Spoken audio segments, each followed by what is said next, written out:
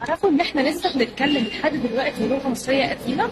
قبل ما تستغربوا عايزاكم تشوفوا الفيديو الجاي ده، وبعد كده هقول لكم ايه اللي احنا لسه من الاول على دفعته 3 سنين، وكان مساعد كليه في السنه الرابعه. ده غير الاخلاق والادب والمثاليه اللي هو فيها. ده كده طلع ورور يا فندم.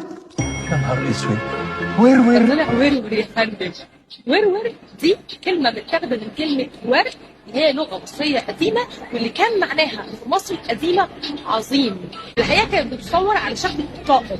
الطائر ده لحد دلوقتي معروف باسم طائر الرونجراو، يعني غالبا اسمه اكيد جاي من الكلمه المصريه القديمه. حقيقي حاجه جميله جدا، بس الاجمل بقى لما تعرفوا ان طائر الرونجراو ده هو من اكتر هواياته اللي في الدنيا ان هو يتغذى على النحل.